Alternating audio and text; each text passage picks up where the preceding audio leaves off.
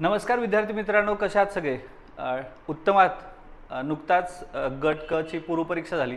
सगळ्यांनाच तो पेपर जो आहे तो थोडा मॉडरेट म्हणजे मध्यम आणि अवघड स्थितीमध्ये गेला. तरी सुद्धा एक सगळ्यात आनंदाची गोष्ट ही आहे की इंडियन पॉलिटीचा पेपर जो आहे तो इंडियन पॉलिटीचे प्रश्न हा खूप सोपा पॅटर्न होता. तरी सुद्धा जसं मी संभाव्य प्रश्नपत्रिका किंवा संभाव्य प्रश्नसंचाचे उत्तर वगैरे पाहतोय, त्यावेळेस मला असं वाटलं की आपण याच्यावरती व्हिडिओ मारला पाहिजे. कारण बऱ्याच वेळेला थोडा गोंधळ होण्याची शक्यता आहे. यातले काही प्रश्न जे आहेत जे तुम्ही पाहताय संभाव्य उत्तरांच्या मध्ये ते थोडे चुकीचे आहेत आणि त्यामुळे हा व्हिडिओ जो आहे तो मारलेला आहे. तर अशी पद्धतशीरित्या आणि विथ प्रूफ जे आहे ते देऊन हा व्हिडिओ मारण्याचा संकल्प असतो. तो आपण चालू घडामोडीला सुद्धा करतो आणि हा जो कार्यक्रम आहे इथं सुद्धा विथ प्रूफ.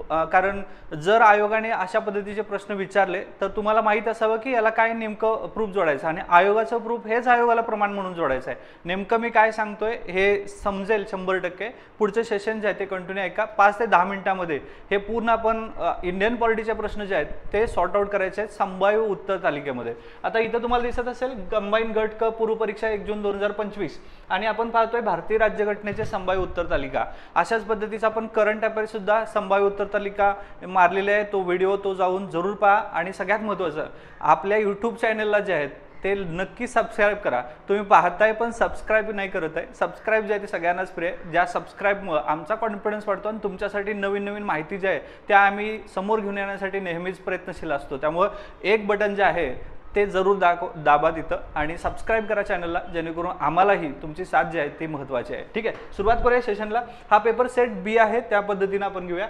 पहिला प्रश्न बघा. प्रश्न जो आहे नंबर 1, भारतीय संविधानाच्या कलम 165च्या संदर्भात राज्य सरकारच्या कायदेशीर सल्लागार कोण आहे? खूप सोपा प्रश्न आहे. 165 मध्ये कायदेशीर सल्लागार कोण असतो? महाधिवक्ता. तर शोधा. पर्याय क्रमांक 3 मध्ये आहे बघा हा महाधिवक्ता. ठीक आहे, तर हे प्रश्नाचं उत्तर येणार 100%. पुढे जाऊया. हा दुसरा प्रश्न आहे म्हणजे ब मध्ये 52वा प्रश्न. पुढील विधाने विचारात घेऊया. 73वी घटनादुरुस्ती कायद्यानं भारतातील ग्रामीण भागासाठी पंचायत राज व्यवस्थेच्या घटनेत भाग 9 जो आहे तो समाविष्ट केलेला आहे. म्हणजे 73 मध्ये काय केलेलं आहे? 9 केलेलं आहे. आणि 74व्या घटनादुरुस्तीनुसार काय केलंय? शहरी स्थानिक स्वराज्य संस्था आणि भाग 9 जोडलेला आहे. तर हे लक्षात ठेवा, 9 जोडलेलं आहे आणि शहरी स्थानिक आणि भारतातील ग्रामीण. हा प्रश्न सोपा याच्यासाठी म्हणतोय कारण 73 आणि 74 मधल्या तारखा दिलेल्या नाहीत 1992. त्यामुळे तारखांचा गोंधळ नाही. सरळ सरळ 73 9 आणि 74वी 9 सांगितले. 9 आणि 9 म्हणजे दोन्ही बरोबर आहेत. काय विचारले? कोणते विधाने बरोबर आहेत? तर हे लक्षात ठेवा, इथं पर्याय क्रमांक 3 उत्तर येणार. ए आणि बी दोन्ही बरोबर आहे. ठीक आहे, त्यामुळे हा प्रश्न जो आहे तो सोपा स्तरावरती मांडेल कारण इथं 1992 91 असा काही गोंधळच नाही. ठीक आहे, पुढचा प्रश्न. सर्वोच्च न्यायालयाच्या हा तिसरा प्रश्न आहे. सर्वोच्च न्यायालयाच्या मुख्यतर न्यायाधीशांच्या संख्येत वाढ करण्यासाठी संसदेतील ठराव टिमटिमने लागतो. याचा अर्थ आहे सर्वोच्च न्यायालय मुख्यतर न्यायाधीशांच्या संख्येत वाढ करायची असेल म्हणजे सर्वोच्च न्यायालय 1+33 आहे याच्यामध्ये वाढ करायची असेल तर तुम्हाला कुठलं बहुमत लागेल? आणि याचं उत्तर आहे साध्या बहुमतानं. साध्या बहुमतानंच हे मंजूर करतात. त्यामुळे पर्याय क्रमांक 1 ह्याचं उत्तर राहिलं पाहिजे. ठीक आहे, पुढचा प्रश्न आहे. चौथा प्रश्न आपण हा मानूया कारण हा तिसरा होता. हा चौथा प्रश्न. भारतीय राष्ट्रपतीच्या संदर्भात खालीलपैकी कोणते विधान बरोबर आहे? हा गोंधळ प्रश्न आहे. ठीक आहे, तर हे लक्षात घ्या. भारतीय राष्ट्रपतीच्या संदर्भात खालीलपैकी कोणते विधान बरोबर आहे? बरोबर कोणतं शोधायचं आहे? प्रश्न ए बघा. ए स्टेटमेंट आहे, भारतीय राज्यघटनेच्या कलम 58 मध्ये राष्ट्रपती पदासाठीचे वर्णन केले. कलम 58 मध्ये राष्ट्रपतीच्या पदासाठीचे म्हटले. आता आपल्याला माहित आहे राष्ट्रपतीचं पद कशामध्ये आहे? आर्टिकल 52 मध्ये, आर्टिकल 52 ते 62 मध्ये. म्हणजे हे काय आहे? तर हे चुकीचं आहे असं आपण म्हणणार. पण नेमका खरा गोंधळ काय सांगतो? आणि ब मध्ये काय म्हटले? राष्ट्रपतीने राज्य व घटनेचे उल्लंघन केले तर त्यांना महाभियोगद्वारा पदावरून काढून टाकता येतं. हे बरोबर आहे. फक्त घटनेचा भंग केल्यानंतरच त्यांना महाभियोगद्वारे काढून टाकता येतं. म्हणजे पर्याय क्रमांक बी जो आहे तो करेक्ट आहे. काय विचारले? बरोबर कोणतं? म्हणजे बी करेक्ट आहे. म्हणजे फक्त ब जो आहे तो यात आहे. त्यानंतर ब जो आहे तो यात सुद्धा आहे. दोन्ही नाही म्हणजे हा एक ड्रॉप करूया आपण. एक तर फक्त ब किंवा ए बी दोन्ही असं उत्तर यायला पाहिजे. आता इथं आपण काय करणार? फक्त ब करणार. कारण का? हे बरोबर आहे, हे कुठं बरोबर आहे म्हणून हे बरोबर करणार आपण फक्त ब. तुम्हाला सगळीकडे हाच गोंधळ दिसला असेल पण हे विद्यार्थी मित्रांनो हे चुकीचं आहे. तर तुम्ही म्हणाल सर बरोबर काय मग?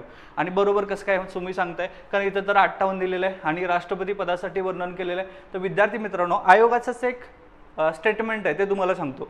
आयोग स्टेटमेंट काय आहे? तर हा जो आपला पेपर आहे हा पेपर 2 भाषेमध्ये, एक आहे मराठी भाषा क्रमांक 1 आणि पर्याय क्रमांक 2 भाषा क्रमांक 2 इंग्रजी. आता आयोग काय म्हणतं, आयोगाच्या भाषेत सांगतो, जर अशा प्रश्नांच्या मध्ये म्हणजे गोंधळ झाला असेल तर, मराठीमध्ये गोंधळ झाला असेल तर, म्हणजे एखाद्या प्रश्नांच्या बद्दल साशंकता मनामध्ये झाली प्रश्नांच्या बद्दल, तर आयोग असं म्हणतं की भाषा क्रमांक 2 जो आहे तो प्रमाण मानावा. म्हणजे भाषा क्रमांक 2 कुठलं, इंग्रजी, आणि इंग्रजी हे प्रमाण माना म्हणतं.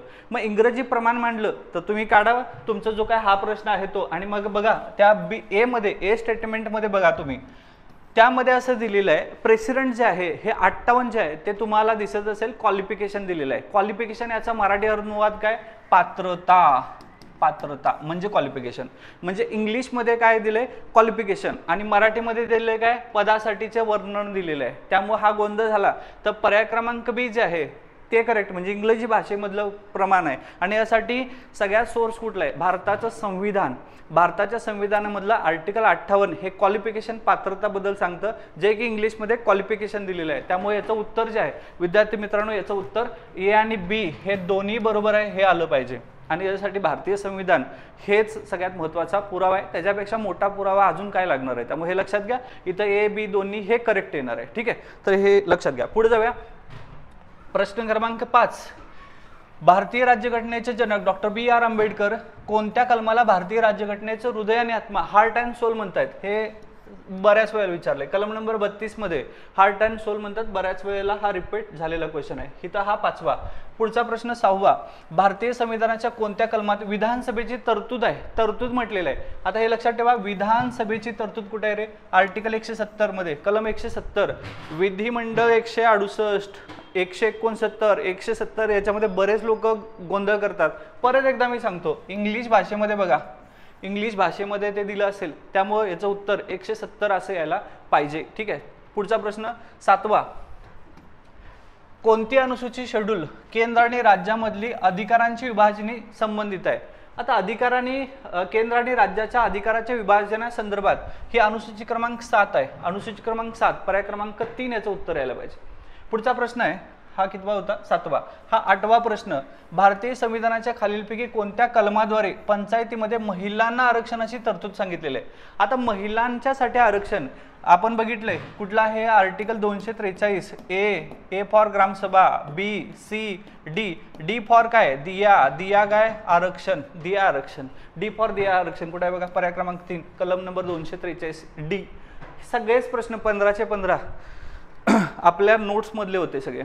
अर्जुन कदम क्लास नोट्स जे आहे त्याचं पुस्तक लवकरच येणार आहे ऑगस्टमध्ये, जरूर घ्या. त्याच्यामध्ये सगळे प्रश्न जे आहेत हे याच वर्षी नाही, गेली 4-5 वर्ष जेवढे काही प्रिलिम झाल्या, मेन झाल्या, याच्यावरती एकही प्रश्न जे आहेत तो आलेला नाही, हे सोडून.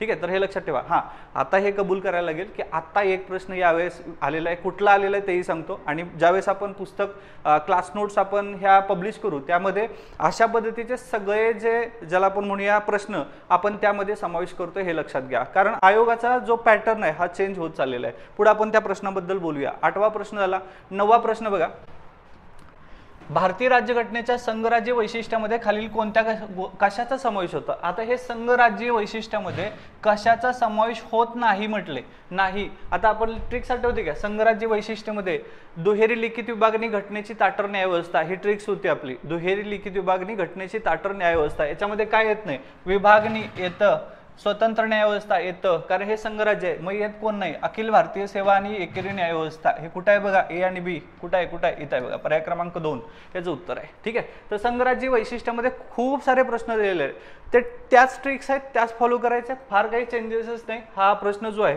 हा प्रश्न 8वा होता, हा प्रश्न 9वा. पुढचा 10वा प्रश्न बघा, भारतीय राज्यघटनेच्या कलम नंबर 243 ई प्रमाणे प्रत्येक ग्रामपंचायत त्यावेळी अंमलात असलेल्या कोणत्याही कायद्यानं ती तत्पूर्वीच विसर्जित झाली नसेल तर.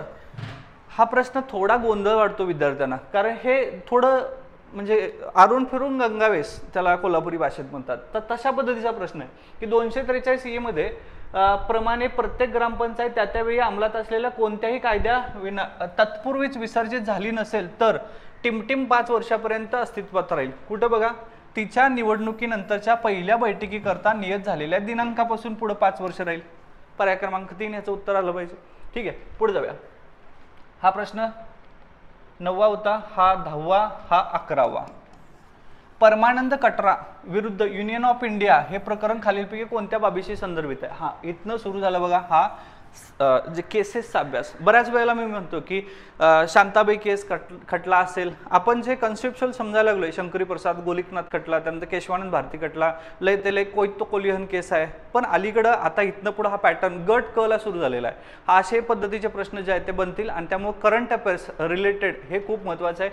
परमानंद कटरा विरुद्ध युनियन ऑफ इंडियाची केस जी आहे ही कशा संदर्भात आहे? वैद्यकीय निगाच्या संदर्भात आहे. याच्यावरती पुढं मी व्हिडिओ डिटेल मारेल नेमकी ही काय केस होती. तर हे लक्षात घ्या की एवढे प्रश्न जे आहेत ते संभाव्य प्रश्नसंच आहेत आणि याचे उत्तर ही अशीच येतील. ठीक आहे, त्यामुळं लक्षात ठेवा की ज्या वेळेस आपण एखादा विषयाचा अभ्यास करतोय तर आयोगाचा अभ्यास करताना आयोगाची नेमकी भाषा समजून घ्या.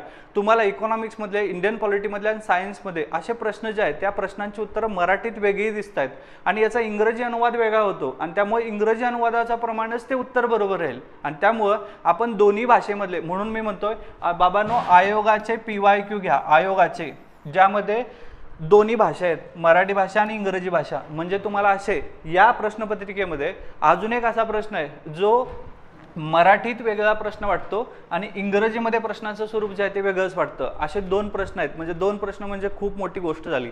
इथं आपण .25 ला बाहेर व्हायला लागलोय. ठीक आहे, त्यामुळे लक्षात घ्या, थोडं आयोगाला सिरियसली घ्या. आयोग असं म्हणतं की बाबांनो PYQ घ्या, PYQ घ्या म्हणजे आयोगाचेच PYQ जे आहेत ते झेरॉक्स मारून घ्या. ठीक आहे, दोन्ही भाषेमधले. मग तुम्हाला अशा पद्धतीचे प्रश्न आहेत जे ते सॉर्ट आउट होतील. ठीक आहे, कारण इथं आयोगाने असं म्हटलेलं आहे राष्ट्रपती महाभियोग हे आर्टिकल कशामध्ये? तर राष्ट्रपतीचं महाभियोग काय सर? आर्टिकल 61 मध्ये आहे की चूक. आर्टिकल 61 मध्ये महाभियोग नाही राष्ट्रपतीचा, हे महाभियोगाची पद्धत आहे. आर्टिकल 56 मध्ये राष्ट्रपतीवरती महाभियोग आहे.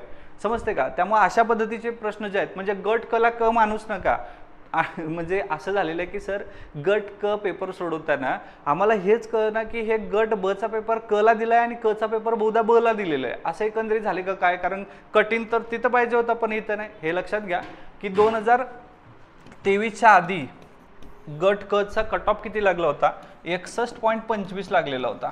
गेल्या वर्षीचा तो अपॉल सोडून द्या, 6000 जागा, 17चा कट ऑफ.